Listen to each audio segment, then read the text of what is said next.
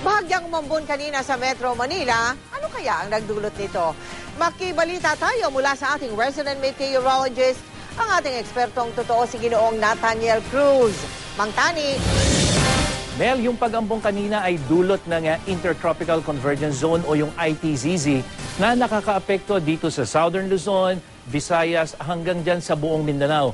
Ang ITCC ay ang pagsasalubong ng dalawang hangin na parehong nagmumula dito sa Silangan.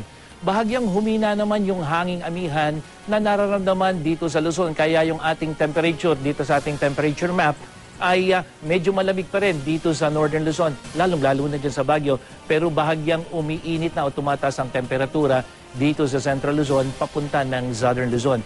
Kaya patuloy pa rin magdadala ang amihan ng mahinang pagulan, lalong-lalo na dyan sa hilagang bahagi ng Luzon bukas. So yung Ilocos Region, Cagayan Valley hanggang dyan sa may Cordillera.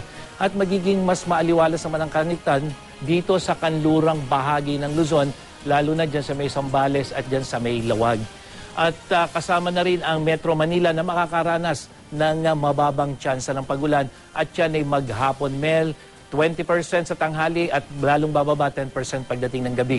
At dahil pa rin sa ITZZ, posibleng makaranas ng thunderstorms at mahinang pagulan bukas sa malaking bahagi ng Visayas, maging sa malaking bahagi ng Mindanao. So yung pong thunderstorms at yung mga biglaang pagulan.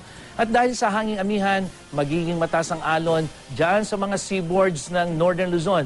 So yung Northern, Western at Eastern seaboards, magiging maalon po dyan. Kaya pinapayuhan ng mga maglalayag na umiwas muna sa mga baybayin dyan. At para sa karagdagang update sa ulat panahon, pwede nyo rin pong bisitahin ang GMA News weather page. Ako po si Nathaniel Cruz para sa I Am Ready, serbisyong totoo ng GMA News. Maraming salamat sa iyo, Mang Tani.